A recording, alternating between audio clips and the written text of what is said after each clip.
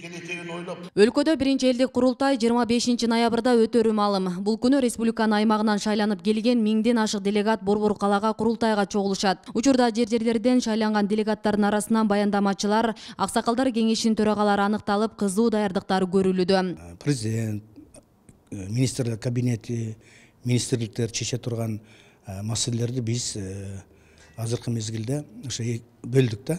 Анан азыр Ош шаарынан примерно бир 7 чоң маселени көтөрөлү деп атабыз. Ошол маселелер биз кое турган маселелер даяр. Андан сырткары 30 делегат ар бири өздөрү дагы сунуштарды даярдап баратышат.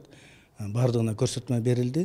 Ушул жылдын 5 ноябры Кыргызстандын бардык аймактарында жергиликтүү курултай өтүп, элдин тандоосу менен татыктуу делген делегаттар шайланышкан. Ош шаарынан жалпы 30 делегат тандалып, анын 7си аялдар, 23-ü эркектерди түзгөн.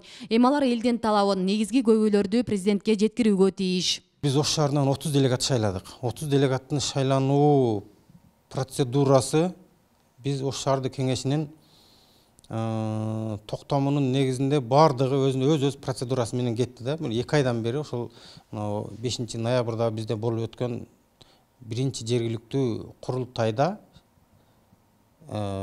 чечилди бардыгы. Бүгүн ойлогонубуз, тилегенибиз эле ушу курултайдын алдына койгон асыл максаттар ишке ашып, элдин алдында жүзүбүз жарык болуп, мекенибиз, мамлекетибиздин, элибиздин жашоо деңгээли жакшы болуп, тилеген максаттарды ишке аштыртып, ынтымак биримдик менен чечсек деген максатта баратабыз. Бул жолку курултайдын эрежелери түп тамырынан өзгөртүлүп, жаңы жоболор киргизилген. Курултайдын мүчөлөрү президенттин кайрылуусун, спикер министрлер кабинетинин төрагасынын баяндамаларын угат. Ошол эле учурда алар жергиликтүү бийликтин ишине кирише албайт жана алар үчүн өзүнчө жумуш орду каралган эмес. Элди курултайдын мамлекеттүүлүктүн, улуттук идеологиянын сакталышында, билим берүү тармагында саламаттыкты сактоодо, айыл турмушун оңдоодо орду чоң болушу керек. Элди курултайда мамлекеттин экономикасын көтөргөн чоң маселелер көтөрүлүшү шартталган. Элди курултай менен бийликтин мүдөөсү бир гана нерсе болуш керек. Бул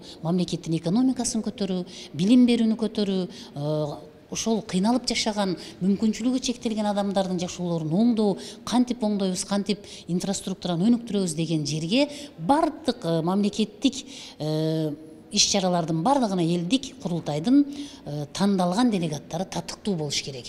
Элдик курултай институту былтыр 5 майдан тартып күчүнө кирген Конституцияда жазылган. Өлкө башчы Садыр Жапаров 16 августта элдик курултайды чакыруу жөнүндө жарлыкка кол койгон. Анда 25 ноябрда Бишкекте биринчи элдик курултай чакырылары жазылган.